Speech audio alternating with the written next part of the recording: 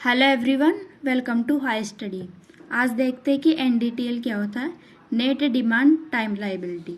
ठीक है, कोई भी जो बैंक अकाउंट होता है उसमें आपके दो टाइप के अकाउंट खोले जाते हैं। एक होता है आपका डिमांड डिपॉजिट और एक होता है आपका time deposit. Demand deposit means जनता जब भी डिमांड करेगी बैंक को वो पैसे देने पड़ेंगे, और टाइम डिपॉजिट मीन्स एक फिक्स टाइम पीरियड के बाद में आपको वो मेच्योरिटी पीरियड कंप्लीट होने के बाद में आपको आपका पैसा मिलेगा। जो डिमांड डिपॉजिट है वो उसमें भी दो टाइप के अकाउंट होते हैं आपके। एक होता है सेविंग अकाउंट, एक होता है करंट अकाउंट। ठीक है, टाइम डिपॉजिट में भी दो टाइप के अकाउंट खुलते हैं आपके। एक होता है फिक्स्ड डिपॉजिट एफडी और एक होता है रिकरिंग डिपॉजिट आरडी।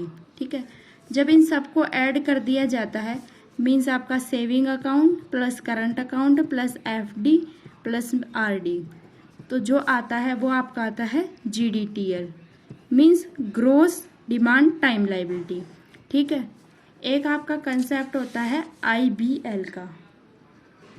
आईबीएल क्या है आपका, इंटर बैंक लाइबिलिटीज। ये क्या होता है, जब आपका बैंक आपको बहुत सारी सुविधाएं देता है जैसे कि चेक बुक हो गई या फिर एटीएम सुविधा, डीमेट अकाउंट, ये सब जितनी भी सुविधाएं होती है इससे बैंक की इनकम जनरेट होती है।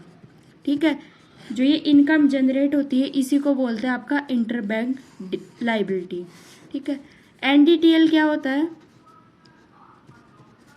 जब आपके जीडीटीएल में से आईबीएल को माइनस कर दिया जाता है तो आपका प्राप्त होता है एनडीटीएल। ठीक है, एनडीटीएल एक बैंक के लिए एक बहुत ही इम्पोर्टेंट कंसेप्ट होता है क्योंकि इसी के आधार पर बैंक अपना जो ऋण सर्जन है वो करते हैं। वो कैसे, जैसे कि आपने पहली वाली वीडियो में देखा होगा कि बैंक को एक सीआरआर के रूप में एक फिक्स कैश रखना पड़ता है आरबीआई के पास, और एसएलआर के रूप में खुद के पास अपने पास रखना पड़ता है पैसा। ठीक है, मान लेते हैं कि आपका एनडीटीएल है 100% और आपका सीआरआर है 4% और एसएलआर है 18%। तो ये 100% में से ये पैसा देने के बाद जो आपका बचा 78%, इसी को प्रयोग करके बैंक मार्केट में इस पैसे को डालते हैं और अपना क्रेडिट जनरेट करते हैं। ठीक है, इसके बाद समझते हैं अपन ओएमओ क्या होता है। यह है ओपन मार्केट ऑपरेशन। करता कौन है ये, जनरली आरबीआई के द्वारा किया जाता है। ठीक है, इसमें क्या करते हैं अपन, जो आपकी गवर्नमेंट सिक्योरिटीज होती है आरबीआई उसको मार्केट में बेचता है या खरीदता है, उसी को बोलते हैं आपके government security, sorry open market operation. ऐसा करता क्यों आरबीआई, इसकी दो कंडीशन हो सकती है, या तो मार्केट में आपकी इन्फ्लेशन बहुत ज़्यादा हो जाए या आपकी मंदी बहुत ज़्यादा हो जाए। ठीक है, इन्फ्लेशन बहुत ज़्यादा है, इसका मतलब आपका जो मनी सप्लाई है वो बहुत ज़्यादा हो चुका है। अब उस मनी सप्लाई को बैंक अपने पास लेना चाहता है, तो इसके लिए वो क्या करता है, जो गवर्नमेंट सिक्योरिटी है उसको सेल कर देता है मार्केट में, ताकि जो एक्स्ट्रा मनी है उसको अपने पास खींच सके। ठीक है, दूसरा होता है मंदी, जब मार्केट में मनी सप्लाई बहुत ही कम है, इसको कवर करने के लिए आरबीआई क्या करता है, जो गवर्नमेंट सिक्योरिटी होती है उसको बेच देता है मार्केट में, उसको बेचता नहीं है, गवर्नमेंट सिक्योरिटी को खरीद लेता है और जो मनी है उसको मार्केट में छोड़ देता है। इस प्रकार से जो मनी सप्लाई बढ़ जाती है और आपकी जो मंदी है उसको कवर किया जा सकता है। इसके बाद देखते हैं आपकी जो मौद्रिक नीति होती है उसके कितने टाइप होते हैं। मौद्रिक नीति आपकी दो प्रकार की होती है, एक होती है प्रसारवादी नीति और दूसरी होती है आपकी कठोर मौद्रिक नीति। प्रसारवादी जो मौद्रिक नीति है, जो आपका यूएस का फेडरल बैंक है वो इसको बोलता है क्वांटिटेटिव ईजिंग और इसको बोलता है क्वांटिटेटिव टैपरिंग। ठीक है, तो प्रसारवादी नीति में क्या होता है, आपका जो मनी सप्लाई है वो इंक्रीज किया जाता है, और कठोर में क्या होता है, आपका मनी सप्लाई डिक्रीज किया जाता है। इसके लिए बहुत सारे इंस्ट्रूमेंट होते हैं जैसे रेपो रेट, एसएलआर, सीआरआर, ये सब बैंकिंग वाली वीडियो में बताए हैं, आप जाके देख सकते हैं।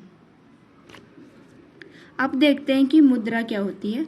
मुद्रा होती है जो एक वैल्यू को होल्ड करके रखती है। मीन्स जब वस्तुओं और सेवाओं के मूल्य को इसमें मापा जाता है तो वही मुद्रा का कार्य होता है। ये बहुत सारे अलग अलग टाइप की होती है, इसको देखते हैं।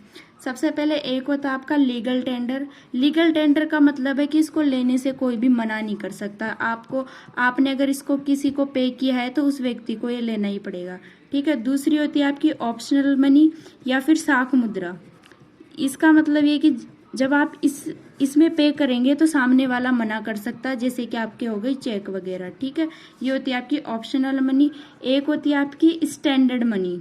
स्टैंडर्ड मनी क्या होती है कि जैसे मान लेते हैं कि आपके 5 रुपए का सिक्का होता है तो उसकी वैल्यू सिर्फ 5 रुपए होती है। परंतु अगर इस सिक्के को आप सोने का बना दे, सोने के सिक्के पर अगर आप 5 रुपए लिख दे तो क्या उस सोने के सिक्के की वैल्यू 5 रुपए होगी? नहीं, क्योंकि वो उस धातु की वैल्यू है, उस पर लिखे हुए मूल्य की वैल्यू नहीं है। तो ऐसे इसको बोलते हैं आपकी स्टैंडर्ड मनी। एक होती है आपकी नियर मनी या तरल मुद्रा, जो आसानी से उपलब्ध हो सके, उसको आसानी से आप कैश में कन्वर्ट कर सके, उसी को बोलते हैं नियर मनी। जैसे आप क्या होगा गोल्ड, जी सैक वगैरह, ठीक है। एक आपका होता है हॉट मनी। हॉट मनी क्या होता है? जिसमें पलायन करने की जो प्रवृत्ति है वो बहुत ज्यादा होती है, जैसे कि बिटकॉइन हो गया, ठीक है। अब आपकी दो मनी होती है, एक होती है आपकी हार्ड मनी और एक होती है सॉफ्ट मनी। सॉफ्ट मनी क्या होती है? जिसकी डिमांड कम होती है और सप्लाई बहुत ज़्यादा होती है।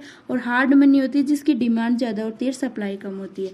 सॉफ्ट मनी में जैसे पाकिस्तान की मुद्रा आ गई, जिम्बाब्वे की मुद्रा आ गई।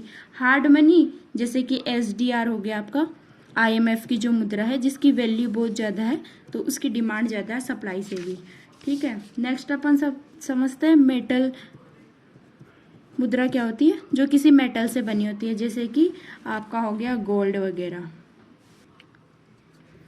अब देखते हैं कि आपकी फिएट करेंसी क्या होती है, जो किसी सरकार के द्वारा कानूनी आदेश के माध्यम से जारी की जाती है, उसको बोलते हैं आपकी फिएट करेंसी, ठीक है। ऐसी और वीडियो देखने के लिए हाई स्टडी चैनल को सब्सक्राइब कर लीजिए और इकोनॉमिक्स की प्लेलिस्ट डाल दी गई है, उसको आप विजिट करते हैं। Thanks for watching.